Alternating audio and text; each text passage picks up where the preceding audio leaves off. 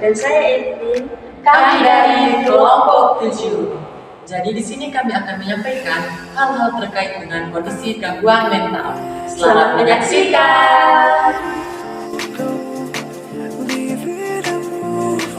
Teman-teman, jadi pertama-tama kami di sini akan menjelaskan apa itu pengertian dari gangguan mental.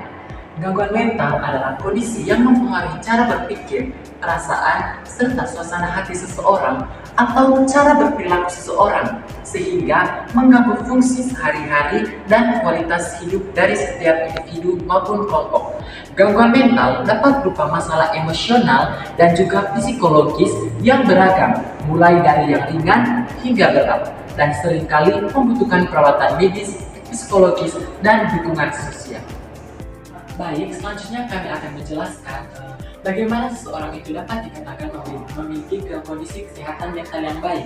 Jadi, seseorang memiliki kondisi mental yang baik itu jika seseorang mampu menghadapi tekanan hidup sehari-hari, bekerja secara produktif, dan berkontribusi bagi lingkungan sekitar. Menurut World Health Organization atau WHO, kesehatan mental mencakup keseimbangan psikologis, sosial yang memungkinkan individu untuk yang pertama, menyadari potensi dirinya dan berkembang secara optimal. Yang kedua, mengelola stres dan tantangan hidup dengan baik. Yang ketiga, mampu bekerja secara produktif dan efektif dalam kehidupan pribadi maupun profesionalnya. Dan yang keempat adalah berinteraksi positif dengan orang lain dan lingkungan sekitarnya. Setelah kita mengetahui apa itu kesehatan mental, berikutnya adalah data terbaru menunjukkan bahwa masalah kesehatan mental di Indonesia semakin menjadi perhatian. Menurut ASEAN Care Surveys 2024, stres dan kelelahan adalah masalah kesehatan mental paling dikhawatirkan. Dengan 56% responden menyatakan kekhawatiran tentang kondisi ini. Gangguan tidur juga cukup menonjol, mempengaruhi 42,6% responden, sementara 28,2% khawatir mengalami kecemasan dan 20,7% mengkhawatirkan risiko depresi. Di kalangan remaja, masalah kesehatan mental juga serius. Survei Nasional Kesehatan Mental Remaja Indonesia menemukan bahwa 1 dari 3 remaja mengalami masalah kesehatan mental dan sekitar 2,45 juta remaja dilaporkan menderita gangguan mental. Dalam 12 bulan terakhir, gangguan kecemasan dan depresi mayor adalah yang paling banyak dilaporkan. Tetapi, hanya sebagian kecil remaja yang mencari bantuan profesional. Kondisi ini menunjukkan pentingnya perhatian lebih pada kesehatan baik di lingkungan kerja, rumah maupun sekolah untuk mencegah dampak lebih lanjut bagi masyarakat di Indonesia. Mengetahui data-datanya, berikut ada faktor yang mempengaruhi dari gangguan mental. Yang pertama, genetik dan biologi. Riwayat keluarga dan ketidakseimbangan kimia otak dapat berkontribusi terhadap perkembangan gangguan mental. Misalnya, depresi dan gangguan kecemasan. Yang kedua, trauma dan stres. Pengalaman traumatis seperti kekerasan, kehilangan, atau stres kronis dapat menyebabkan gangguan mental. Trauma dapat mempengaruhi cara otak bekerja dan memicu kondisi seperti PTSD, Post Traumatic Stress Disorder. Berikutnya adalah faktor peristiwa hidup.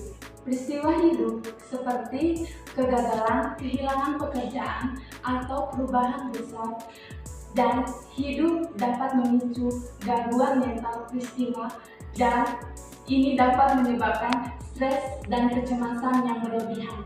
Yang berikut faktor psikologis.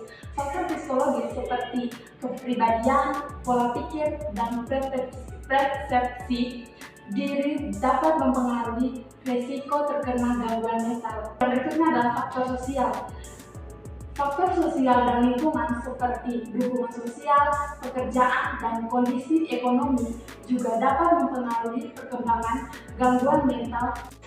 Jadi teman-teman, setelah kita mengetahui faktor-faktor penyebab dari gangguan mental, maka kita juga akan mengetahui dampak-dampak dari gangguan mental. Gangguan mental dapat berdampak luas pada individu, keluarga, dan masyarakat. Dampaknya tidak hanya bersifat emosional, tetapi juga mempengaruhi kesehatan fisik, hubungan sosial, serta produktivitas. Berikut beberapa dampak utama. Yang pertama, penurunan kualitas hidup.